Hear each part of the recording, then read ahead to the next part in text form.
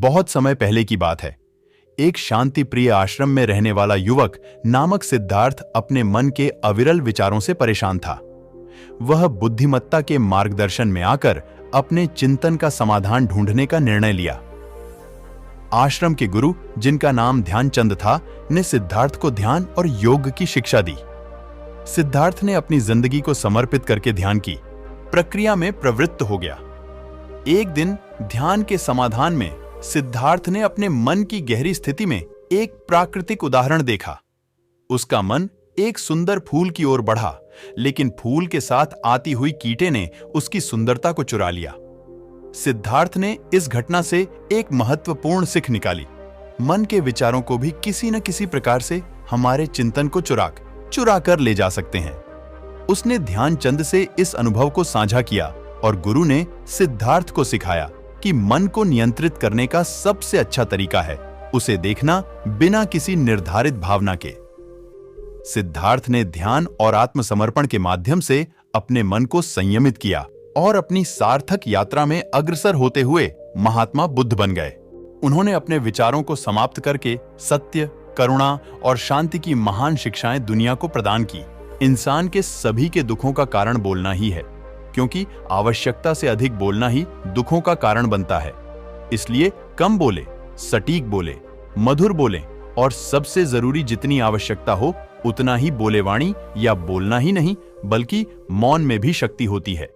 यही कारण है कि धर्मों में मौन को बहुत महत्व दिया गया है। वैज्ञानिकों द्वारा भी इस बात को माना गया है कि सेहत से मौन का गहरा संबंध है और इससे मानसिक शांति मिलती है। मौन से विचारों में एकाग्रता आती है और रचनात्मकता बढ़ती है।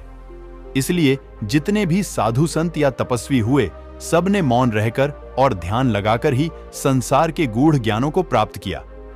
दुखों का कारण है बोलना हमारे जीवन में एक नहीं बल्कि बहुत सारे दुखों का कारण बोलना ही है, क्योंकि हमारी समस्या यही है कि हम चुप नहीं रह सकते।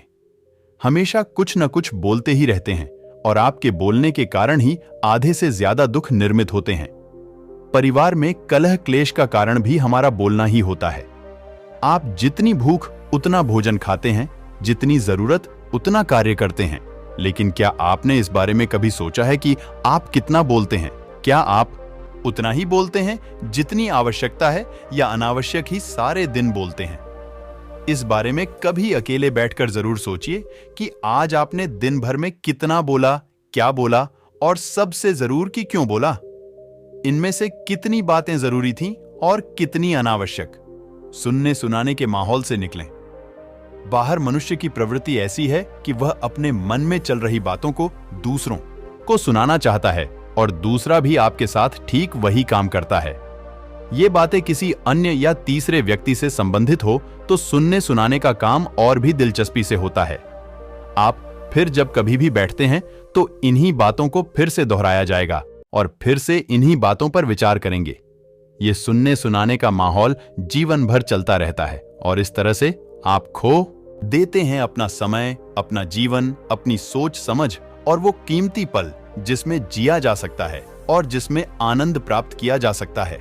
इसलिए इस सुनने सुनाने के माहौल से बाहर निकलें।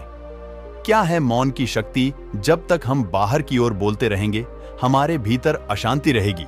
जिस दिन हम मन से चुप हो जाएंगे तो तब बाहर हमारे मुख से कुछ भी निकले, हम शांत ही रहेंगे।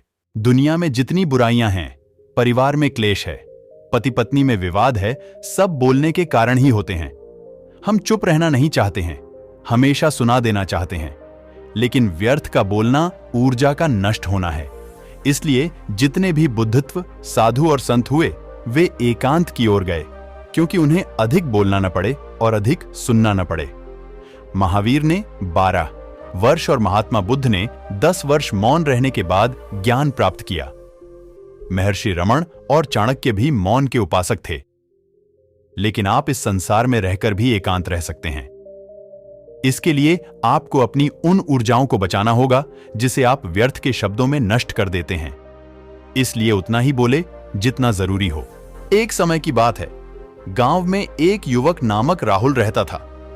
राहुल बहुत उत्साही और बोलचाल का शौकीन था, लेकिन उसकी यह आदतें कभी कभी उसे जाने अनजाने में आपत्ति में डाल देती थीं। गांव में एक बड़े साधु बाबा जी आए राहुल ने उनसे मिलकर अपनी समस्या साझा की और यह पूछा कि कैसे अपनी जिंदगी को शांति और सकारात्मकता से भर दें। बाबा जी ने हंसते हुए कहा, राहुल, शांति का सबसे बड़ा स्रोत तुम्हारे अंदर है। तुम्हें चुपचाप बैठकर अपने मन को शांत करना सीखना होगा। इस पर राहुल ने आदर पूर्वक सुनना शुरू किया। बाबा जी ने उसे एक छोटी सी कहानी से सिखाया। किसी दिन एक साधु वन में बैठा हुआ था। वह देखता है कि एक शेर बहुत आसपास उलझा हुआ है, परंतु वह कुछ नहीं कर रहा है। साधु ने शेर से पूछा, तुम वहां अपने आसपास की शांति को भी महसूस करते हो? चुप रहकर अपने विचारों को संजीवनी दो, तब तुम सच्ची शांति पा सकते हो। राहुल ने बाबा जी के उपदेशों का पालन किया और धीरे धीरे चुपचाप ही शक्ति का आदान प्रदान किया। उसने अपने जीवन को एक नए दृष्टिकोण से देखना सीखा और शांति का सच्चा मूल्य समझा। एक समय की बात है, अर्जुन हमेशा बातचीत में शामिल रहने वाला था और सभी के साथ बजाए रहता था। एक दिन उसने गांव के सबसे बुद्धिमान व्यक्ति से मिलकर कहा, मैं इतना बोलता हूं पर कोई ध्यान नहीं देता, क्या इसमें कोई महत्व है? उस व्यक्ति ने मुस्कुराते हुए कहा, अर्जुन, मौन में भी एक अद्भुत शक्ति होती है। चुप रहने के भी अपने अलग फायदे होते हैं। फिर उसने अर्जुन को एक विशेष कार्य के लिए आमंत्रित किया जो मौन की प्रक्रिया में शामिल था। वहां अर्जुन ने एक साधु से मौन साधना की शिक्षा प्राप्त की। अर्जुन ने वहां मौन से जुड़े कई धार्मिक और मानवीय सीखें सीखीं। वह ने अपने मन को नियंत्रित करने और अपने विचारों को शुद्ध करने का कला सीखा। एक दिन अर्जुन ने गांव में इसी शिक्षा को साझा करने का निर्णय लिया। लोगों ने उसके विचारों को सुना और उन्हें बहुत ही प्रभावित पाया। उसकी मौन साधना ने उसे एक अद्भुत आत्मसमझ की प्राप्ति करने में मदद की और वह अब ध्यानित, शांत और बुद्धिमान व्यक्ति बन गया था। एक समय की बात है, एक छोटे से गांव में एक साधु नामक व्यक्ति रहता था जिसे सभी लोग मौनी बाबा कहा करते थे। मौनी बाबा गांव के उपास्य थे क्योंकि उनके चेहरे पर हमेशा एक आनंदमय मुस्कान रहती थी और उनकी आंखों में गहरी शांति छुपी होती थी।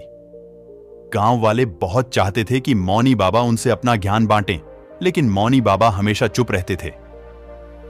एक दिन गांव के एक युवक नामक राज ने मौनी बाबा से पूछा, आपका चुप रहने का क्या फायदा है? मौनी बाबा मुस्कुराए और बोले, बचपन में मैंने सीखा कि जब हम बोलते हैं तो हमारी बातें कभी कभी अनधिकृत बन जाती हैं और लोग उनसे विघ्न हो सकते हैं। जब हम चुप रहते हैं तो हम अपने मन को शांत करके अपने आत्मा के साथ जुड़ते हैं। राज ने पूछा, लेकिन आप जब बोलते हैं तो आपके शब्दों में एक विशेष शक्ति है। मौनी बाबा ने कहा, हां, लेकिन मैं बस वही कहता हूं जो जरूरी है और मैं ध्यान से चुनकर बोलता हूं। मेरा चुप रहना मेरे अंतर्निहित शांति का एक रहस्य है। चुप रहने से हम अपने आत्मा के साथ जुड़ सकते हैं और जरूरत अनुसार ही बोल सकते हैं, जिससे हमारे शब्द और विचार सत्यपूर्ण और प्रभावी होते हैं। राजीव बहुत ही चंचल और उत्साही व्यक्ति था, लेकिन उसका दिनचर्या में आता हुआ शांति उससे दूर रहती थी। एक दिन राजीव ने अपने गांव के सबसे बुद्धिमान व्यक्ति से मिलने का निर्णय किया, जिसका नाम सुभाष था। वह उससे शांति के बारे में सीखने का इरादा करता था। सुभाष ने राजीव से कहा, शांति को पाने का एक अच्छा तरीका है अपने मन को स्थिर और एकाग्र करना। तुम्हें दृढ़ संकल्प और साधना की आवश्यकता होगी। इसके बाद सुभाष ने राजीव को ध्यान और मानसिक स्थिति को संयमित करने के लिए विभिन्न उपायों की सीख दी। वह उसे ध्यान और श्वास निग्रह तकनीक सिखाई, जिससे उसका मन शांत होने लगा। राजीव ने रोजाना सुबह और शाम को इन तकनीकों का अभ्यास करना शुरू किया। समय के साथ उसने अपने मन को सकारात्मक और शांतिपूर्ण बनाने में सफलता प्राप्त की। एक दिन राजीव ने सुभाष से मिलकर उसे धन्यवाद दिया और कहा, धन्यवाद सुभाष जी, मैंने शांति की खोज में आपके मार्गदर्शन से सीखा कि शांति हमारे अंदर है, हमें बस उसे पहचानने की आवश्यकता है। आर्यन का मन हमेशा विचारों में विलीन रहता था, जिससे उसे अनवांछित चिंताएं होती थीं। एक दिन आर्यन ने अपनी तंगी से बहुत गहरी सोच में डूबा हुआ था। गांव का बुद्धिमत्ता गुरु, जिनका नाम गौरव था, ने उसे देखा और उसकी स्थिति समझते हुए उससे मिलकर बातचीत करने का निर्णय किया। गौरव ने कहा, आर्यन, तुम्हारा मन बहुत चिंतित है। क्या तुमने कभी सोचा है कि शांति कैसे प्राप्त की जा सकती है? आर्यन ने कहा, गुरुजी, मेरा मन हमेशा विचारों में उलझा रहता है। मुझे शांति की आवश्यकता है, पर मैं कैसे प्राप्त करूं? गौरव ने एक कहानी से उसे सिखाने का प्रयास किया। गौरव ने आर्यन को बताया, एक समय की बात है, एक साधु अपने शिष्य से कह रहा था कि विचारों को वायु की तरह छोड़ना सीखो। वह साधु अपने शिष्य को एक विकट स्थान पर लेकर गए जहां हवा बहुत तेज बह रही थी। साधु ने शिष्य से कहा, अब अपने विचारों को वायु में छोड़ो और देखो कैसे वे तुम्हें छोड़ देते हैं। शिष्य ने कुछ समय तक प्रयास किया, लेकिन उसके विचार तेज हवा में उड़ जाते और फिर उसका मन शांत हो जाता। साधु ने कहा, देखा, विचारों को छोड़ना सीखा है, अब तुम्हारा मन शांत है। गौरव ने कहा, आर्यन, तुम्हें अपने विचारों को वायु की तरह छोड़ना सीखना होगा। जब तुम छोटी छोटी चिंताओं को विचार करना बंद करोगे, तुम्हारा मन स्वतंत्र होगा और तुम शांति का आनंद लेते हुए जीना शुरू करोगे। आर्यन ने गुरु की बातों को मनन किया और उसने विचारों को वायु की तरह छोड़ना सीखा। उसका मन अब शांत और प्रसन्न था और उसने जीवन को नए दृष्टिकोण से देखना शुरू किया। आर्यन हमेशा हंसमुख और शांत स्वभाव का था। एक दिन उसके गांव में एक बड़ा मेला आया। मेले में आर्यन ने एक बूथ देखा जिसमें शांति का रहस्य लिखा हुआ था। उत्सुकता से भरा हुआ आर्यन ने बूथ में जाकर एक बुद्धिमत्ता गुरु से मिला। गुरु ने उससे कहा, शांति की खोज में तुम्हें अपने मन को सुनिश्चित रूप से संयमित रखना होगा। आर्यन ने पूछा, लेकिन मैं यह कैसे करूं? गुरु ने हंसते हुए कहा, तुम्हें अपने मन को शांति का अनुभव करने के लिए निरंतरता से ध्यान में रहना होगा। इसके बाद गुरु ने आर्यन को एक छोटे से बीज को पौधा बनने का प्रक्रिया दिखाया। गुरु ने बताया कि जैसे बीज को मिट्टी में रखकर सही तरीके से पानी और सूरज की किरणों का उपयोग करते हैं, वैसे ही ध्यान और मनन का अभ्यास करके मन को शांत कर सकते हैं। धीरे धीरे आर्यन ने ध्यान और मनन का अभ्यास करना शुरू किया। उसने अपने मन को संयमित रखना सीखा और शांति की अद्भुत अनुभूति हुई। बूथ से बाहर निकलकर आर्यन ने देखा कि वह अब भी मेले में होने वाले शोर शराबे में हंसते हंसते बहुत शांत था। उसने सीखा कि शांति की कमी नहीं, बल्कि शांति की तलाश की जाती है और यह तलाश अपने मन की गहराइयों में होती है। राजू अव्वल से ही शांति और साधना के प्रेमी था। वह हमेशा से एक अद्भुत बात जानने के लिए अपने गांव के सबसे विद्वान व्यक्ति से मिलता रहता था। एक दिन राजू ने उस व्यक्ति से पूछा, कृपया मुझे शांति की राह बताएं। मैं अपने दिनचर्या में अकेला भी बहुत हूं, लेकिन मेरा मन हमेशा चिंता में रहता है। विद्वान व्यक्ति मुस्कुराए और बोले, राजू, शांति का सच्चा अर्थ विचारों को स्वीकार करना और उन्हें बिना किसी प्रतिक्रिया के जाने देना है। जैसे कि आसमान में बदल आते हैं और चले जाते हैं, वैसे ही तुम्हें अपने विचारों को भी आने जाने की तरह स्वीकार करना होगा। राजू ने समझा कि यह एक अच्छा साधना है, लेकिन उसने कहा, लेकिन कभी कभी मेरा मन इतना उदास होता है कि मैं बस चुप रहता हूं। विद्वान व्यक्ति ने एक कहानी से उसे यह सिखाया। वह कहते हैं, एक समय की बात है, एक छोटे से गांव में एक चुपचाप बगीचा था। वहां का मुख्य फूल एक सुंदर सी गुलाब था। गुलाब ने देखा कि वह उदास और अकेला है, इसलिए वह उसके पास गया और कहा, तुम क्यों इतने उदास हो? गुलाब ने उत्तर दिया, मैं उदास नहीं हूं, मैं तो सिर्फ चुप हूं। मैंने देखा है कि लोग हर बारिश में मेरे पास आते हैं, मुझे देखते हैं, मेरी महक से लुभाते हैं और फिर मुझे तोड़कर ले जाते हैं। इसलिए मैं अब सिर्फ चुप बैठता हूं ताकि लोगों को मेरा तोड़ना ना पड़े। राजू ने गुरु से कहा, इसका क्या मतलब है? गुरु हंसते हुए बोले, राजू, तू चुप रहने के लिए तय कर सकता है, लेकिन उदास रहने की जरूरत नहीं है। चुप रहना तब फायदेमंद है जब तू अवश्यंभावी रूप से कुछ कहना नहीं चाहता, लेकिन उदास रहना तुझे और अनगिनत अवसरों से वंचित कर सकता है। राजू ने समझा कि चुप रहना उसके अंदर की शांति को बनाए राज अपने मन के अगिता क्षणों में बहुत सारे विचारों के बारे में चिंतित रहता था। उसका दिल हमेशा कुछ न कुछ सोचता रहता था, जिससे वह परेशान रहता था। एक दिन उसने अपने गांव के बुद्धिमत्ता गुरु से मिलकर अपनी समस्या साझा की। गुरु ने मुस्कुराते हुए कहा, राज, तुम्हारा मन हमेशा चलता रहता है। शांति प्राप्त करने के लिए तुम्हें अपने मन को नियंत्रित करना सीखना होगा। गुरु ने राज को एक बड़े से जार में मिठा देने को कहा और कहा, जब तुम्हारा मन अत्यधिक चला जाए तब तुम इस मिठास वाले जार को खोलो और एक मिठाई खाओ। इससे तुम्हारा मन शांत होगा राज ने गुरु की सीखों का पालन किया और उसने विचारों को नियंत्रित करने के लिए मिठास वाले जार का उपयोग किया। धीरे धीरे वह ने मिठास को अपने मन के उत्तेजना को शांत करने का एक साधन बना लिया।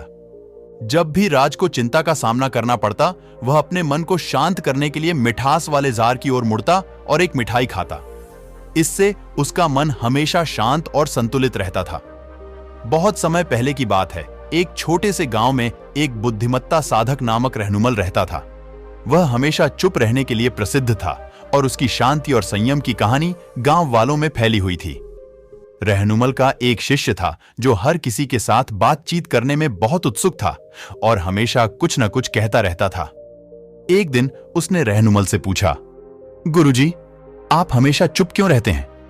क्या आप मुझसे कुछ कहना चाहते हैं? रहनुमल हंसते हुए बोले, बेटा, चुप रहना एक अद्भुत शक्ति है।